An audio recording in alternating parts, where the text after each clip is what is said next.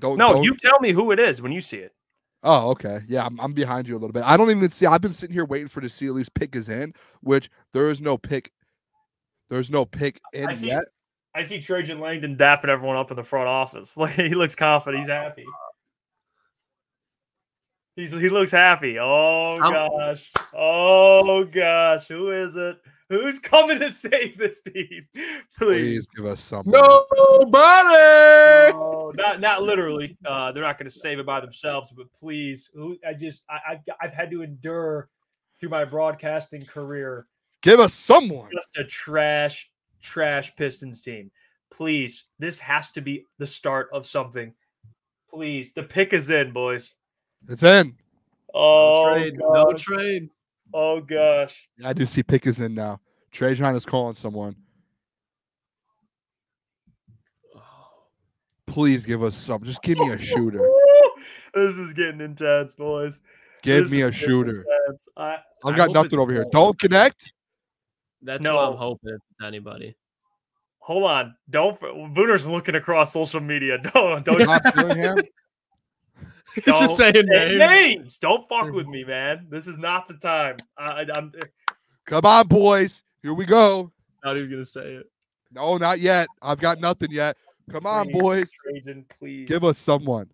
I want some optimism, man. I've been fighting this battle for too long. I'm tired. I've been fighting this battle for too long, Trajan. Please. I've got nothing over here yet. Ron Holland's still there? There's some. Don't look, Jeff. Don't look, Jeff. Oh, please. Jeff's looking. He knows. No, I know. I'm behind. It's not close. You're farther ahead than me. Oh my gosh. Look at it. Team needs. Number one thing, 3-point shooting. Yes. Don't connect. One of the best 3-point shooters. Rob Dillingham, 40+%. Please. Just give us a shooter. Oh gosh, this is nerve-wracking. Like this, I'm more nervous than the Lions pick, if I'm being honest. This is like this is way more what compared to like the Panay draft, where are you at mindset wise? Similar spot. That's a good comp because that was like the tone setter of the franchise. Yeah. You couldn't mess that up. Come on, give us the pick. Jeff made it seem like you saw it. Jeff looks scarred right now. I think Jeff saw it. I saw the pick through Jeff's screen. Oh no. All right, I think we got a dog.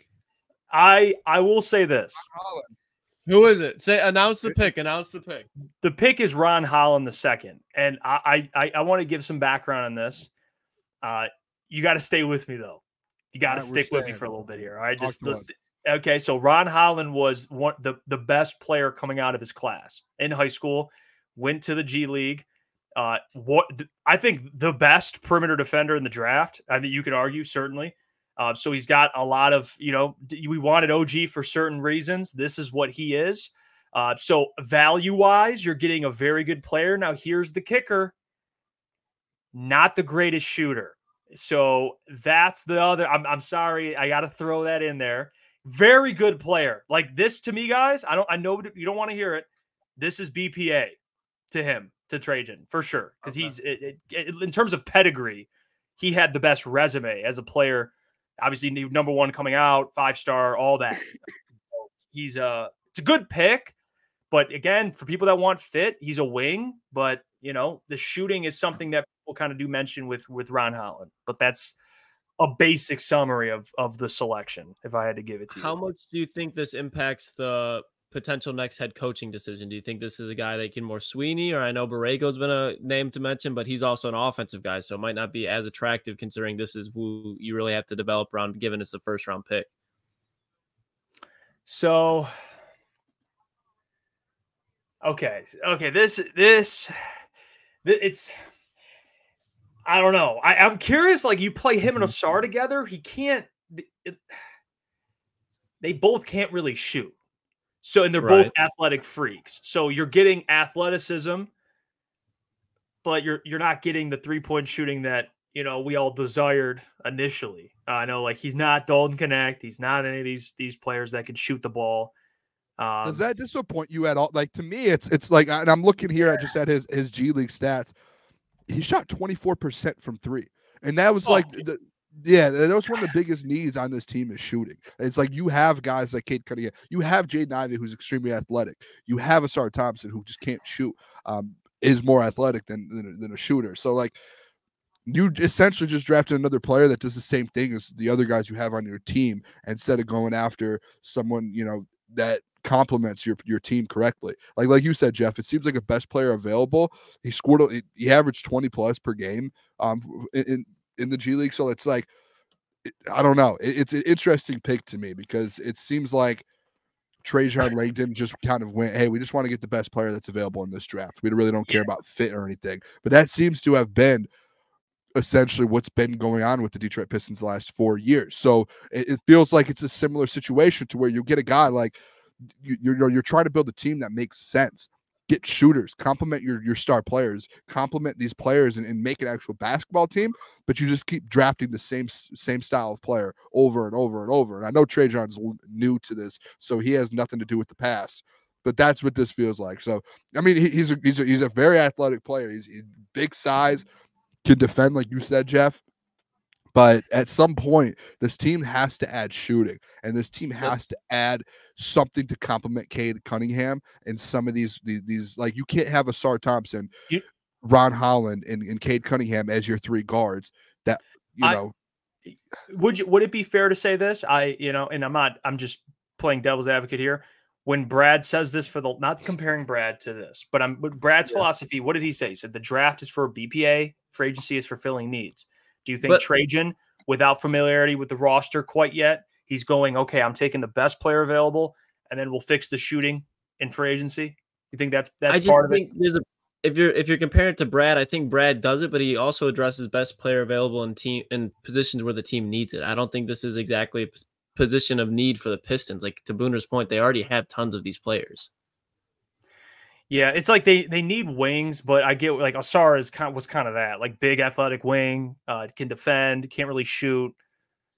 I get it. Like, I do. And again, they're looking at the Boston Celtics, and you see what those two guys are doing, wings, and you see what the Knicks just did, Mikal Bridges, OG Anunoby, wings, and they're taking another wing, which, I'm okay with. It's just the part that, he's not the greatest shooter. I mean, on 3 attempts, he shot a little over 20%. What'd you say, 27%? 24%. Yeah, over 3 attempts a game. So it's not like he's not shooting a lot. He's shooting over 3 threes a game. He's shooting 24%.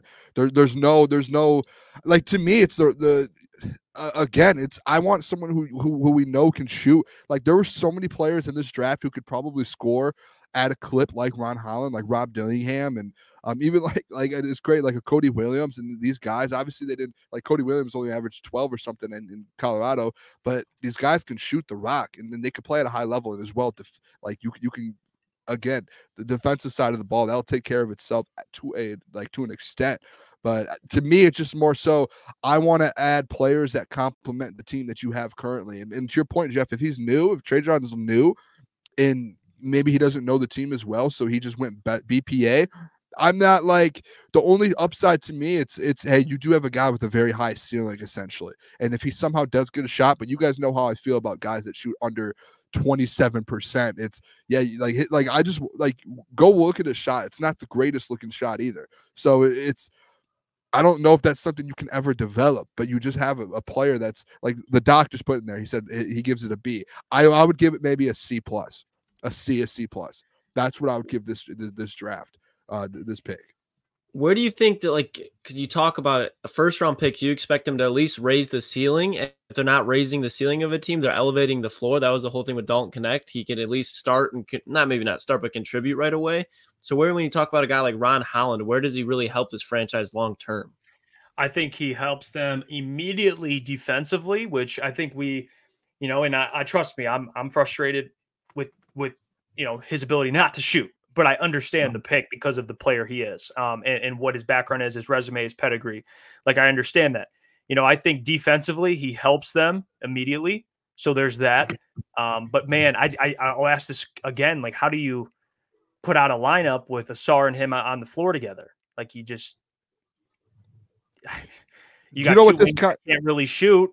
Again, great defensively. That would be a terrifying two-wing look for opposing great offensive wings. Like, I understand that, but those two can't really shoot. Duren, if he's in your lineup, he can't shoot. And then you have Ivy as your second best shooter after Cade. Like, it's concerning, Yeah. But I don't know. That's where I'm at. We have to hope that he develops a shot, or Sarr takes a significant jump, or both of them, preferably, man.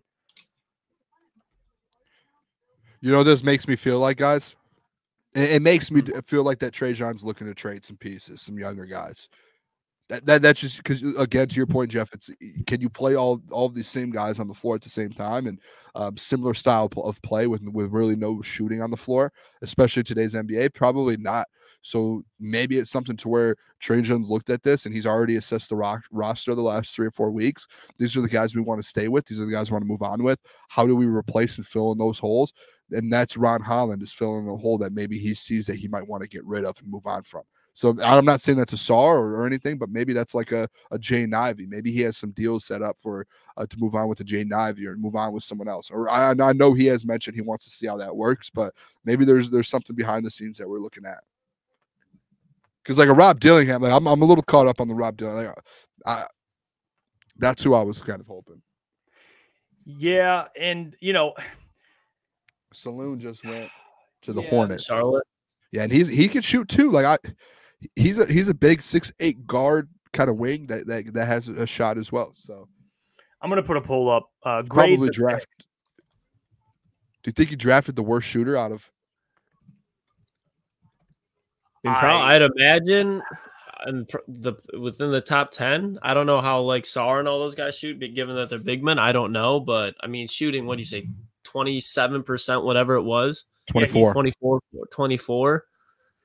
It's just, I mean, you guys are way more diehard Piston fans than I am, but it's just aggravating to see. Like Booner, you said right before the pick was in, team needs number 1 3-point shooting, and now I mean, if you don't go all in and get some at least serviceable knockdown consistent shooters, this team's going to be in a very similar situation to what it was last season as far as what they need to do, what they need to accomplish. Because you can go and get the Joe Harrises, but they don't fucking work, they don't play. Now what?